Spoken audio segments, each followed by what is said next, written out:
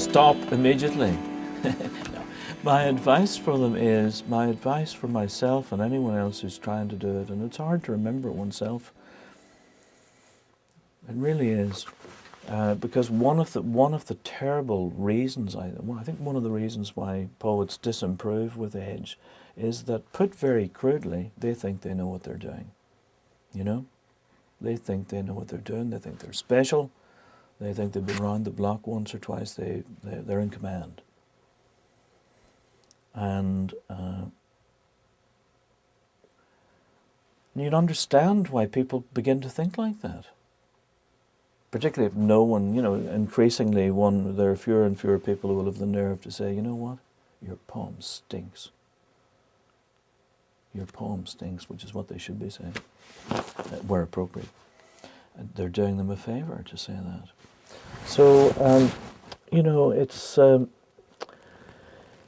what I'd say to them is, forget about yourself, as they say. Get over yourself. And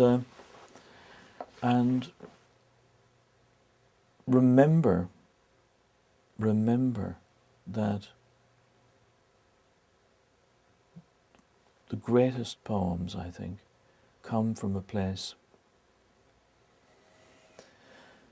that no one can quite account for.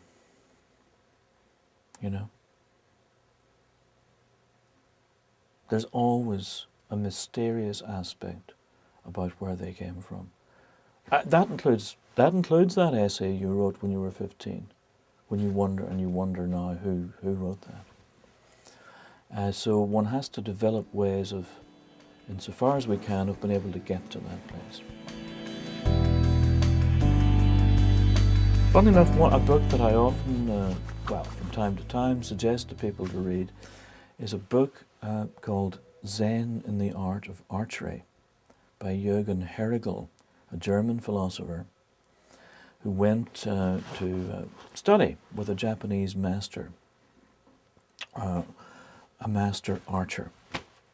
And this was a man who was able, as so many of them are, to hit a bullseye in the middle of the night, or blindfold. So he goes off to find out how that's possible. And of course what he discovers is that it's possible only when one allows it to do it, and one has no engagement with it at all. Only when one gives oneself over to that. I know it sounds crazy, and I know I've said this to students and they think it's nuts, but actually I really believe that unless one does something like that, nothing really of any significance is going to come out of what you're doing.